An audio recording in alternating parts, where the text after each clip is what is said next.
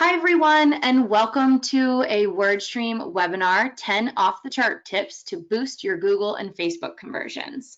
My name's Amanda, and I'm here to introduce our host Chelsea and kind of be your MC today. I'm a marketing manager at WordStream, and I've been here about 3 years.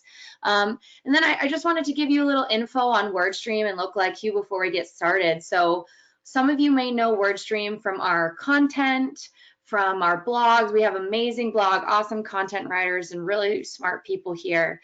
And but we also have a software that allows you to manage your Google and Facebook ads all from one place. So that's really awesome. It helps streamline the process, makes things easier. We have a slew of teammates like Chelsea here on the line with us today who can help you manage those ads, make it easier. Amazing customer service here at WordStream. And we also have, and what Chelsea actually specializes in, is a fully managed service where we do the Google and Facebook ads for you. You know, sometimes you might not have the headcount or the time to manage it yourself, and you need a little help. And that's actually why we've also recently partnered with Lookalike.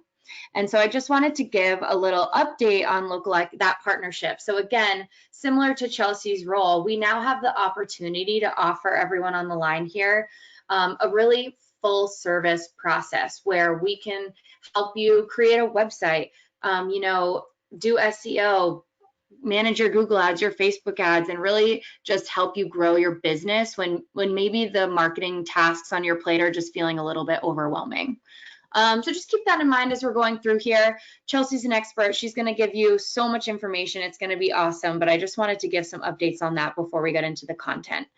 So then last but not least, we are recording this session, and we will have a live Q&A at the end. So please, please, please submit your questions as we're going through this today. We want to make sure this is helpful. We want to hear from you guys.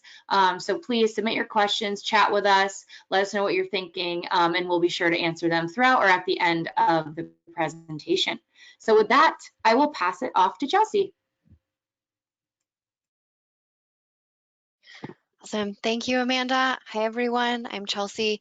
I'm an account manager, as Amanda mentioned, at WordStream, specifically on the managed services department. So we are the do-it-for-you type model where we have typically weekly or bi-weekly calls with our clients, and we're really the ones making all the changes and recommendations and just in the nitty-gritty of all of the different Facebook, Google, and any other platforms. So to really kick it off today, in terms of our 10 conversion boosters, really wanted to start off by just taking a step back and revisiting what is a conversion, what does that look like depending on your business, and we'll get into some other metrics and what those really mean as well. Starting with what's a conversion is really just a desired action that you want a user who reaches your website to take after clicking on your ad. And like I mentioned earlier, that can really vary for each type of business. It does not have to be the same, even within the same industry. Just depends on what you would consider a desired interest, or let's say your e-commerce, it's purchasing a product. So some examples, other than purchasing, you're subscribing to a newsletter, you're downloading a white paper. If you're SaaS or lead generation, maybe it's starting a free trial or placing a phone call to that business. It can really just show either have you, quote unquote, made revenue from that person, or are they starting through the early mid stages of your lead funnel, which would be what we would consider a conversion. And so what is a conversion rate, which will be something that I talk about throughout a lot of these slides here, and one of the metrics that we're also trying to boost with our 10 tips that we have for you guys. Your conversion rate, I have the equation here. It's really just your total conversions divided by your total clicks. So it's the rate or the percentage of visitors that complete your desired action out of the total amount of visitors to your website. And so the reason why we're really getting into this and making sure we have that solid foundation before we get into these tips is so you can understand why these metrics are important and why they matter, why it's so crucial to optimize all of your accounts for conversions and strong conversion rates. So a conversion really tells us how successful a campaign is. and it allows us to see which keywords or audiences are driving the account's performance. So really could be that maybe one keyword or a handful of keywords out of your total account is what's driving 90% of your conversions. That's what conversions tells us of what are people searching for, or what are the questions that your company is answering for them.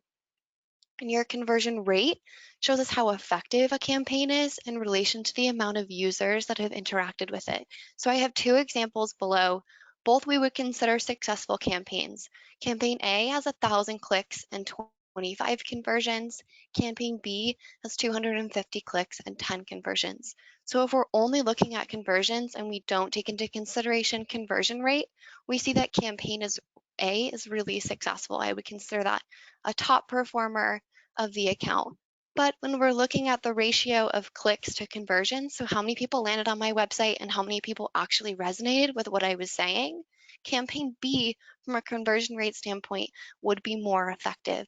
And that, even though it has less clicks, less conversions, because it's significantly less clicks, decent amount of conversions, we see a 4.0 conversion rate versus a 2.5 conversion rate. So both of these metrics really go hand in hand together.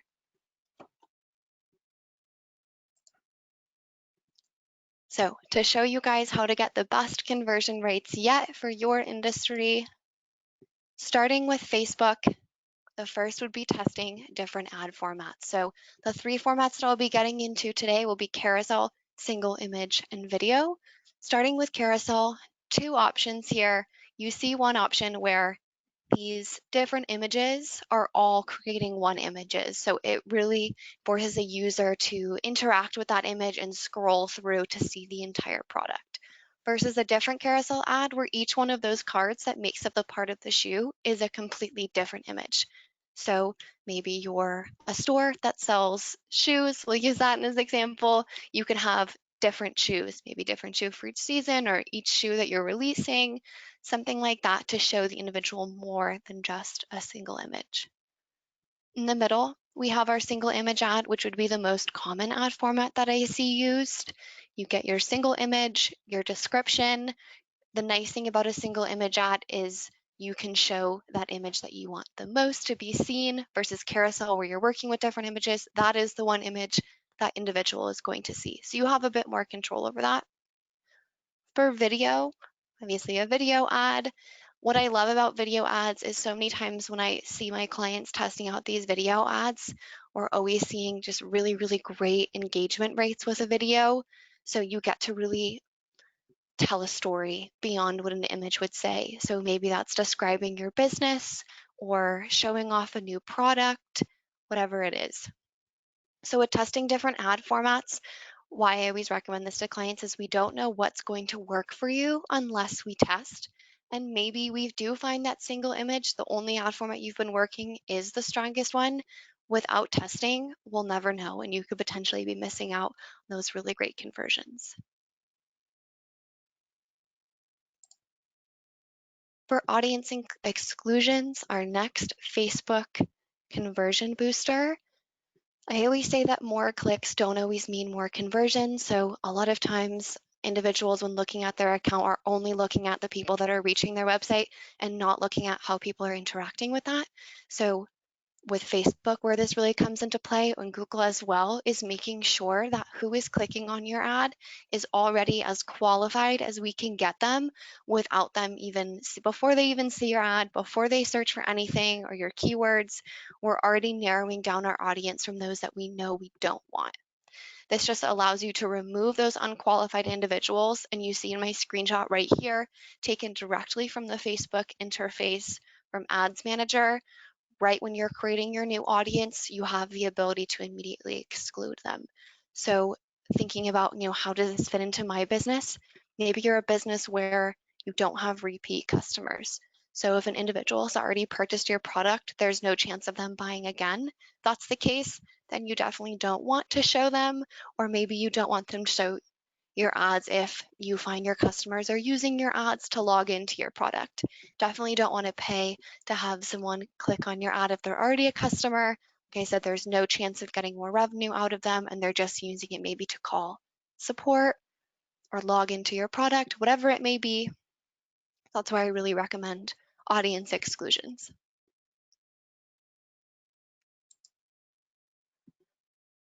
Lookalike audiences are a great way if you're looking for new prospects. So if you're finding that you're seeing not high traffic in the audiences that you're currently working with or campaigns you're currently working with in Facebook, then I highly recommend your lookalike audiences.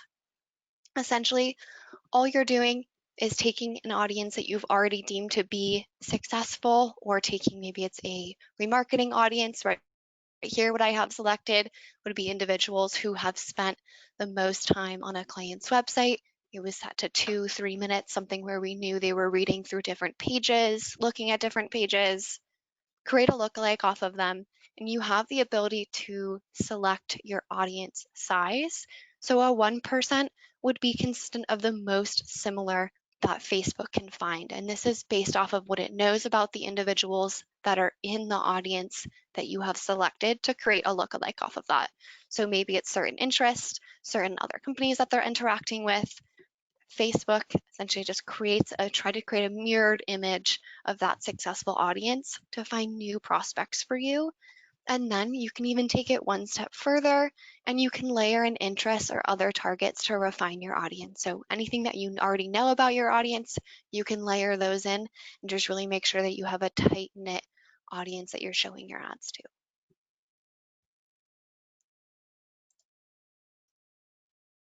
Placements would be our next Facebook conversion booster. Anytime you're running a new campaign or a new ad set, I always recommend, which is also Facebook's recommendation, of running on all automatic placements. So essentially, when you're selecting this, you are going to say, I am willing to run on any placement, which would be, maybe it's a news feed, Facebook stories, Instagram stories, Messenger, any and all placements. Always recommend starting off with this because, again, with that testing thing I mentioned earlier, if we don't test, then we don't know what's successful for us. So when we start off running on all placements, from there, once we've seen, a good chunk of traffic come through, we've really picked up traction on our campaign or ad set, we want to figure out what placements are driving performance as well as which ones are wasted spend. So for instance, I have a client who, after running on automated placements, really figured out that certain images resonated really well with those on Instagram and certain images resonated really well with those on Facebook. So we broke out our audience, same exact duplicated audience, however, one was only running on Facebook, one only running on Instagram, both with really great tailored ad copy. And through looking at pulling through those placements, we were able to figure out which way we could really maximize their budget to take advantage of the audience that's on each platform. Additionally, in addition to placements, you also have the ability to look at devices. So maybe we're seeing specifically mobile phones and Instagram. If that's the case, then look at making sure your Instagram stories are fitted for that full screen experience versus that square screen experience with the black space on the end. So really saying placements, like I said, pulling in devices and tailoring to find what works best for that audience.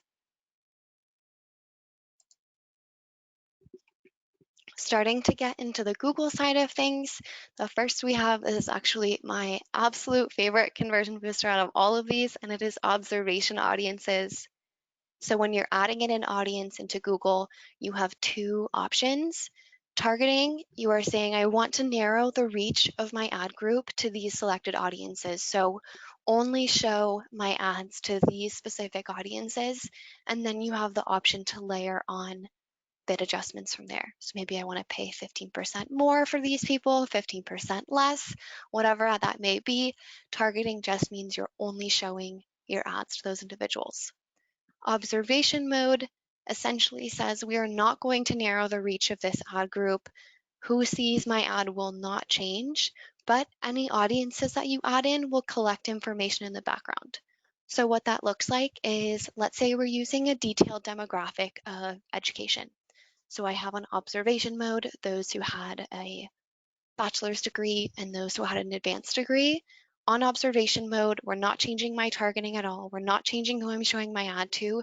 However, I can see if I had 10 conversions in the past month, maybe 3 of them actually came through from someone who had a bachelor's degree, and 5 of them came through from someone who had advanced degree. Or maybe the opposite, 0 came through. We're essentially able to see if I were to turn this audience onto targeting, or if I were to place a bid adjustment before I've made any commitment yet, is this audience going to be successful for me? The great thing about this is if you don't have a full understanding of who your target audience is, you just layer in some observation audiences, married, single, again with the education, certain ages, are they parents? We then get to understand who our audience is beyond just age and gender, what's in our typical demographics settings in Google. You then always have the option to switch to targeting or just place a bid adjustment on the audience. So if it is that advanced degree where I saw the 50% of my conversions that month came from, I definitely want to bid up on that audience because before they even search for anything, if you have an advanced degree, based on what I'm seeing, you are more qualified to see my ad than the average individual who doesn't.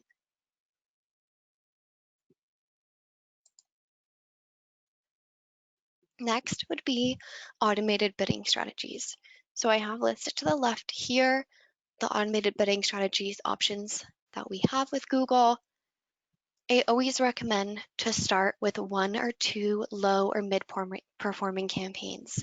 The reason for this is another example of a test. We're not sure if it's going to be our success story or not. Is it going to be the new rock star of our campaigns? We don't know yet until we test.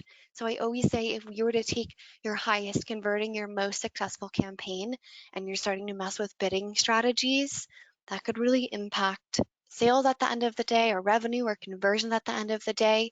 So always start with something that's going to see a difference. It will definitely drive the needle in performance, but if it works out, then it's only ever benefiting you. If it's not the right fit and you realize you need to change to a different automated bidding strategy, then we haven't messed with those top performers.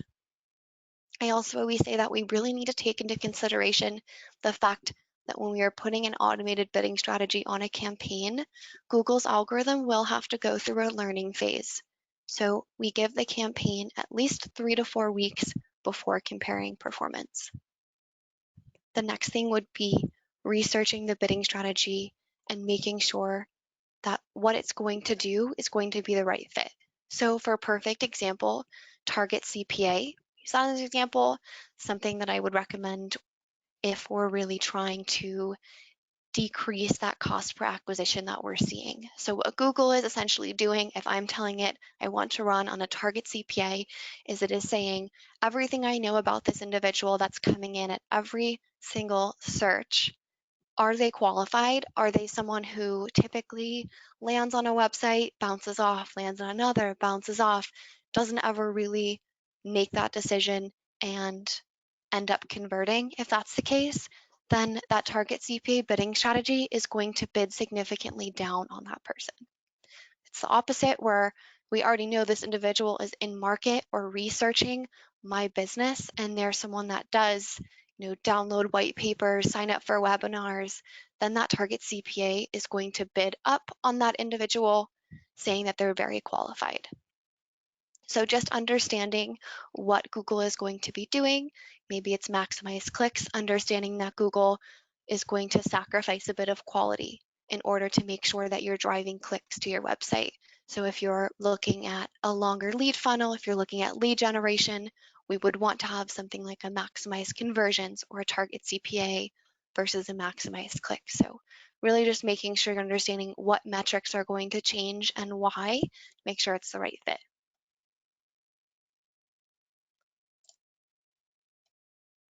Utilizing labels is something that might not be your typical conversion booster that you're seeing. However, as you've noticed, we've talked a lot about testing in almost all of these slides, and oftentimes we test, but we never actually end up comparing performance or analyzing results. We don't take that step back as often as we should to make sure that the tests we've done are successful, or see if maybe they're successful, but they need a couple tweaks or two. So what utilizing labels does, it just helps you keep track of testing and bidding. So perfect example, maybe you've just added in a bunch of new ads. So put a label on those ads. So then what you can do is a couple weeks down the road, you can sort from that label and I can compare my new ads and all of the conversions and the conversion rates we're seeing, and I can compare that to any of our previous ads. I can see if that ad copy is successful or not. Or if you struggle with really finding out what keywords to bid on when you're doing your weekly or monthly bidding changes, put a label on your historical top performing keywords. So, like I said, oftentimes we see maybe about 10, 20% of keywords are making up for 75, 80% of revenue or conversions for a client. So label those keywords and make sure that they're always seeing a great search impression share, or they're always having the CPCs, max CPCs that they need to ensure that they're getting enough eyeballs. We're always pushing a certain amount of spend to our top converters. So like I just said, allowing those labels really just ensures not just top keywords, but also top campaigns. We're always seeing a certain percentage of your budget being allocated to the terms that drive performance. So you can say maybe it's 50% are going to top keywords, 25% is going to testing, 25% going to something else, and you can use labels to really easily keep track of that for you.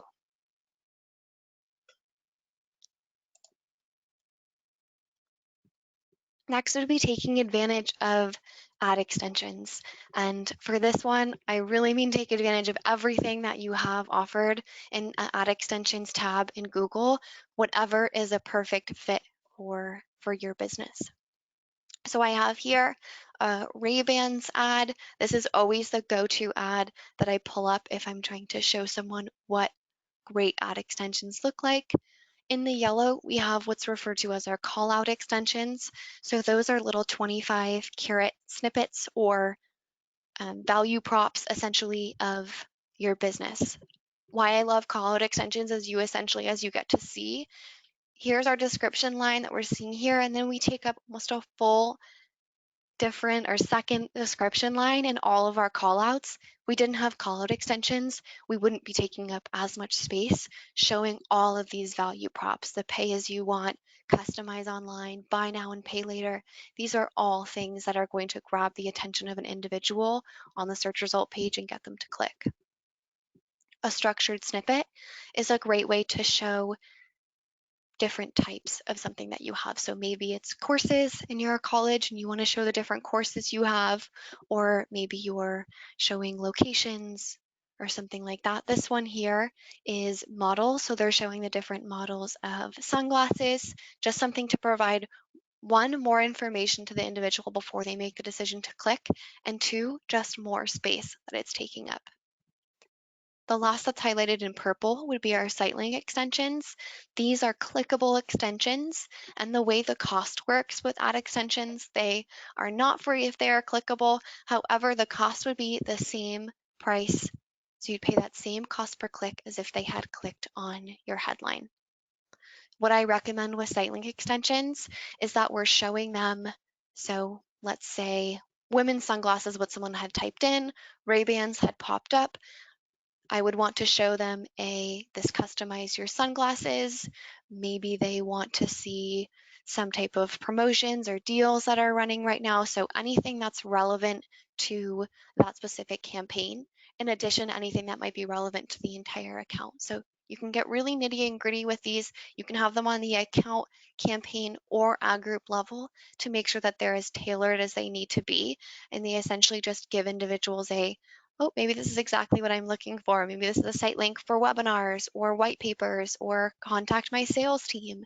It really easily calls out an action that we know that individual might want to immediately take, and they get to feel that they're taking that action before they're even entering your landing page because you've already called out, so to speak, what action they've wanted to take.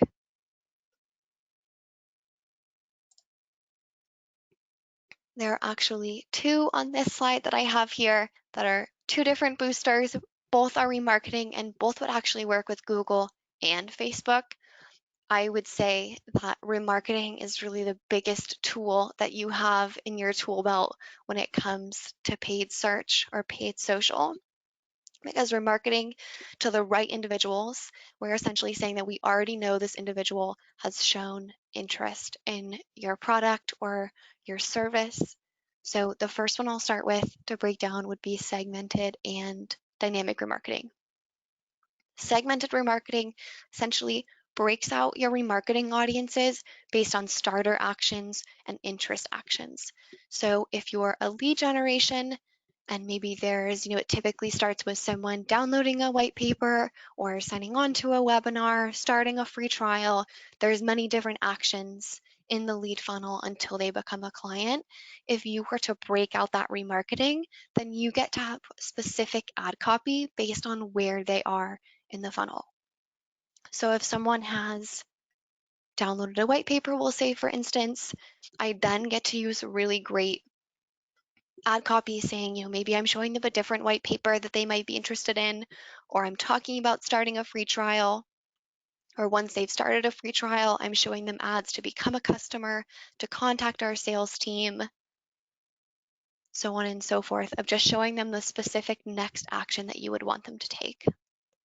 With dynamic remarketing, this is where we get to show the individual the exact products that they interacted with but did not purchase.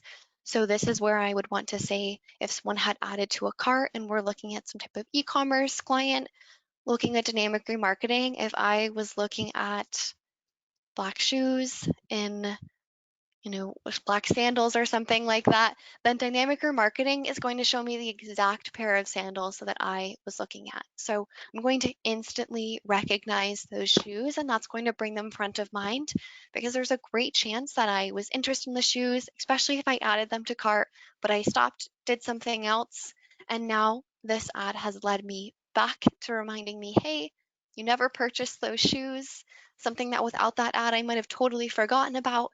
This has brought in the product to the front of mind. That specific product resonates really well, and then I'm going to go ahead and purchase. We often see with remarketing, we're going to see higher conversion rates because those individuals, again, already have a great familiarity of your business. And if we're segmenting our remarketing correctly, then we know that they're already interested. For promotion code remarketing, which would be the second side of the remarketing conversion boosters. Using a promotion code to bring back a potential lost lead or purchase is a great way to capture someone who might not have been ready to purchase at that time. And it usually doesn't even have to be a large percentage off. It could be 10%, 15%. Maybe I'm offering free shipping now or an extended free trial, something where we're showing that individual who we know has already completed certain beginner desired actions like that add to cart or like that downloaded white paper might just need a little bit of a one, we're bringing your product front of mind again. Two, we're then showing them a bit of an incentive to go forward and take that next action. I have in this image here a headline option that could be used in a Facebook ad. So we're easily saying, use WS30 for 30% off. I always recommend if we're going to do that to use a specific code that's only used for those individuals. That just helps you easily keep track of how many people actually used that code so you can really easily see the type of success that you had from that code.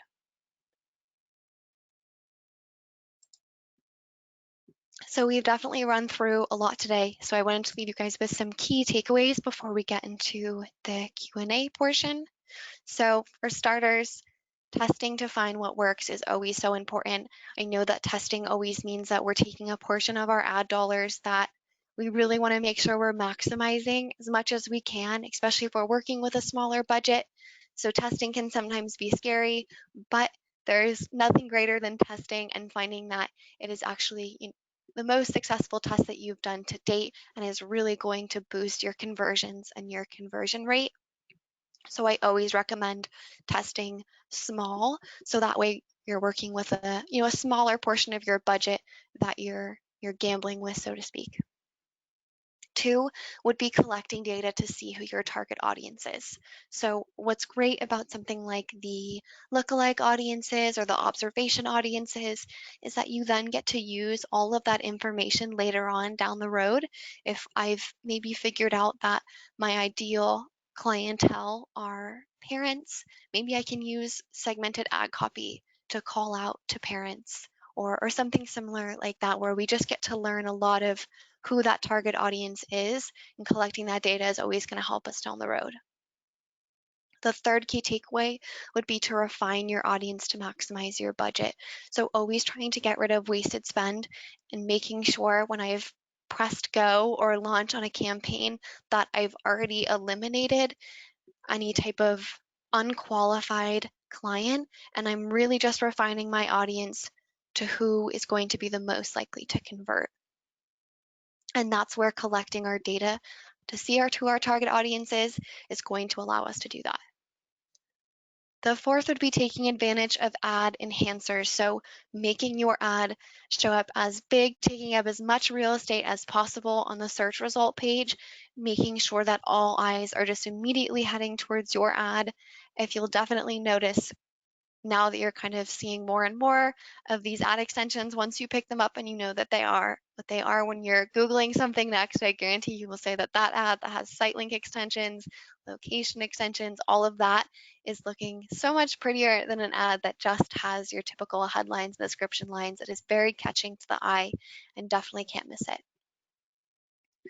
The last would be utilizing remarketing and staying front of mind. So a lot of times, I think we're all guilty of, for e-commerce side of things, adding something to our cart and forgetting to purchase and just walking away. So utilizing remarketing, because those individuals, if we're targeting them the right audience and segmenting our audience, those individuals are already the most qualified individuals that we could find because they're familiar and they've showed an interest.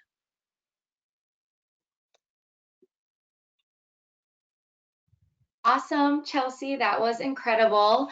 Guys, I don't know about you, but I just learned a lot in 30 minutes, and I can't even imagine, having to do all this on my own. So, as your questions have been pouring in, and I can't wait to let Chelsea answer them for you. But while we're getting some more coming through, I wanted to offer up. It's like a special offer that we give to people who attend our webinars, and what this is it just lets you opt into talking to someone like Chelsea, getting a free marketing consultation, letting the experts here at WordStream be able to tell you, how can you increase your conversion rates, what ad extensions would be great for your business versus others, and really dive into these tips that Chelsea talked about today and make them specific for your industry, your business, and your metrics. So it's really awesome, totally free call, and they can kind of build you a plan that will show you how our services can help you grow your business even more so. So with that, I'll leave that up on the screen while you guys are answering, and we will dive into some questions. Alrighty, so I think one good thing to start out with would be to know, do you have any suggestions on a good starting budget? For those who are just trying to build out their Google and Facebook presence, what is a good budget to start with? That is a great question and something that I think every client I've ever had has asked me at one point in time. I usually say with Facebook, starting with Facebook, it's really important to have a good, healthy budget starting out because Facebook is going to go through a learning period. And you'll notice when you upload your campaign that it'll say learning next to it once it's officially become approved and starting to run. So having a good sized healthy budget, I typically say, if possible, looking at least $15 to $20 a day. So essentially we want a good healthy budget during that learning period because that learning period is when the Facebook algorithm is learning as much as it can to try and find out who your ideal audience is. It's noting who is interacting with your ads, who isn't. And so sometimes we'll see with clients after they've exited their learning phase, we'll see them enter something called learning limited. And this just means sometimes it can be a scary thing. It doesn't mean anything bad. It doesn't mean that your ads aren't going to show as much or anything like that. It just means that Facebook didn't get as much information it needed to fully exit its learning phase. So typically we can see some fluctuations within our performance from that. So like I said, I always recommend if you can have a healthy budget starting out when you're in that learning phase to allow the Facebook algorithm to do what it needs to do, I would recommend about a $15 to $20 a day to do that. On the Google side of things, I would actually recommend leaning on Google's keyword planner and looking at their average CPCs. So they'll show you top of page, low range, and high range. I do always say take them with a grain of salt. Sometimes they can be a little bit lower or higher than what it might be in your specific location, but that will tell you if you're looking at, maybe you're a lawyer, you're looking at a $25 cost per click in your area, that can let you know of, what kind of budget you do need to be working with, since it'll allow you to really tailor that to your own specific keywords and location. Awesome. Excellent. So I think this is kind of like a two-parter. I'm wondering if you could give the audience some strategies or suggestions, or at least just a couple quick hit best practices for when your conversions are peaking, but then all of a sudden you're starting to see an increase in cost. So what are maybe some quick hits on how to lower your CPA if you feel like you're converting at a good rate? Mhm. I typically like to look at a really granular level when I'm doing that. So a lot of times if we're looking at the overall just campaign CPA, we're starting to see that creep up. Taking a look at the specific ad group or ad groups that that's coming from, and then from there taking a look at the specific keywords. I've seen a lot of times certain keywords will start to gain traction in an account, so those keywords are starting to take up more and more spend, but they're not converting as much, and that's actually pulling spend away from those top converters. So taking a look at the granular keyword levels, as well as taking a look as your demographics. So take a look at what the gender, age, household income, what all of that looks like, and see if you're seeing some type of spike or areas for pullbacks within those demographics, even potentially looking at your ad schedule or your devices.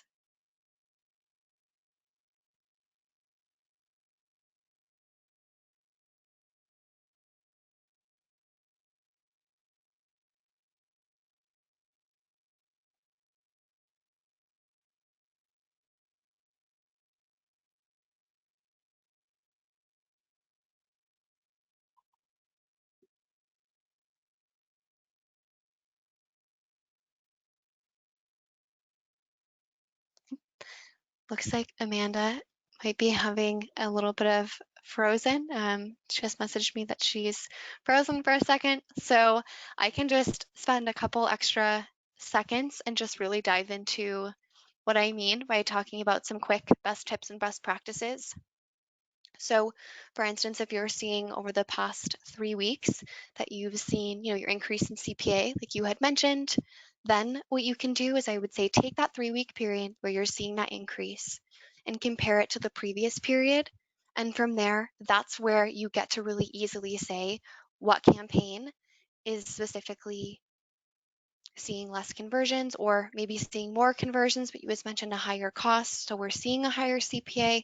And then from there, taking that. So now we've narrowed it down to campaign A is the bulk. It's seeing a 70% increase in our CPA. From there, we get to find out that exact ad group. From there, we get to find out those specific keywords. And sometimes it doesn't always work out as perfect as we want it to, where it can't be a specific keyword. Maybe it's a chunk of keywords. So continue to keep an eye on those, test pulling back bids, test looking at what their search impression share is looking like, seeing what kind of opportunities you have to either pull back. And then always, I would say, sometimes people get hesitant to pause out keywords. Not every keyword is going to be a perfect fit. So I like to use the metric of if you're seeing in about a, say, 3 to 4 week time frame, you're seeing about 75 plus clicks on a keyword and you're not seeing any conversions, consider pausing that keyword out. Because once we've seen so many clicks on a keyword in a shorter time frame, and we're not seeing that keyword convert, then that keyword might not be the right fit. And that can really help with your CPA. And it looks like the next question was the best use of ad extensions for a service-based industry. I would say here for starting with site links, definitely a site link that would have some type of contact us.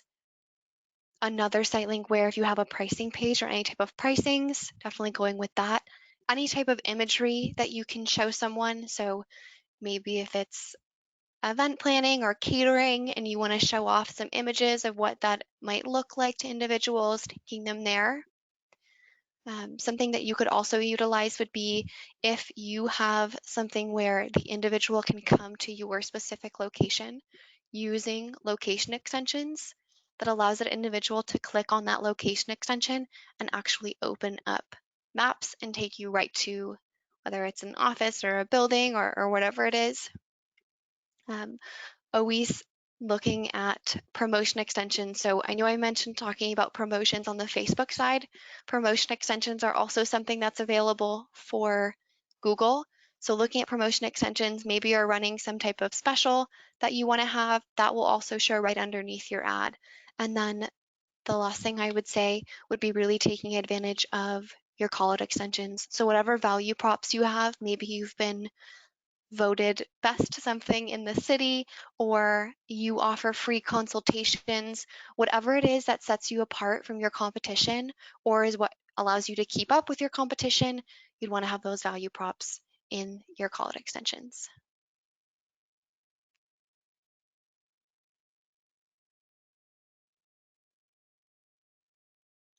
So I am going to wrap it up here. I would say definitely look at these key takeaways. The biggest thing, like I said, if you take one key takeaway from any of these 5 or any of these slides, it is definitely testing to find what works. And if you are ever wondering, what type of test should I start with, being able to have a consultation with someone and say, okay, so I'm, a service-based industry, I'm e-commerce, I'm a SaaS client, what type of testing should I do? Talking with either a sales rep or one of our customer success specialists is a great way to already add in some insights that we've learned from other clients in your industry and what testing has worked from them. So you already get to figure out what has been successful from other clients. So I hope everyone has a great rest of your day and an awesome weekend.